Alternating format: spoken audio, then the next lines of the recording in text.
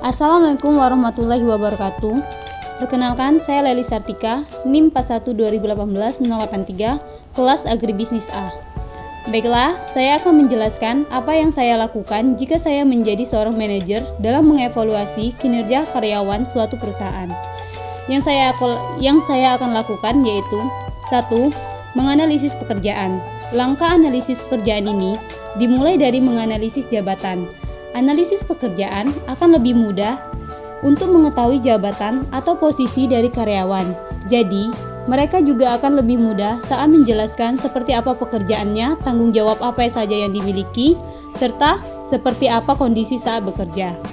Proses analisis pekerjaan sangat penting karena bisa menjadi dasar dari penetapan standar dan evaluasi. Selain itu, bisa diketahui seperti apa pemahaman dari karyawan mengenai tugas pekerjaannya, serta tanggung jawab yang dimiliki. 2.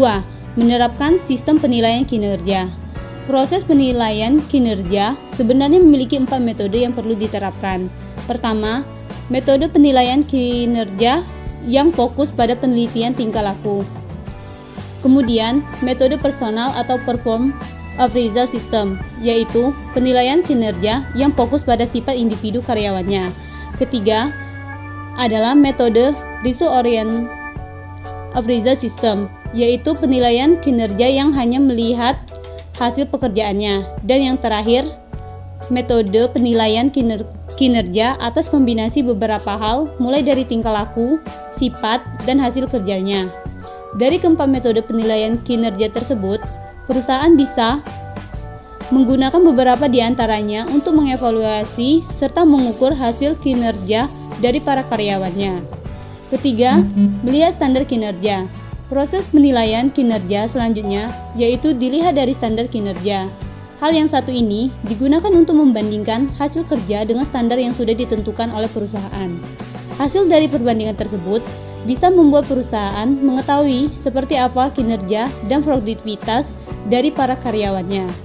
Perbandingan standar kinerja ini akan memberikan gambaran jelas apakah karyawan telah melakukan pekerjaan sesuai dengan standar yang sudah ditentukan atau belum. Namun, standar kerja yang diberikan haruslah dibuat secara spesifik, realistis, terukur, dan mudah dipahami. Jika perusahaan menggunakan standar yang terlalu tinggi, maka tentunya bisa membuat karyawan merasa sulit untuk memenuhi standar tersebut. Proses penilaian kinerja memang memiliki sejumlah manfaat yang baik bagi untuk karyawan maupun perusahaannya. Mungkin itu saja yang dapat saya sampaikan. Kurang lebih saya mohon maaf pada Allah. Saya mohon maaf. Terima kasih. Wassalamualaikum warahmatullahi wabarakatuh.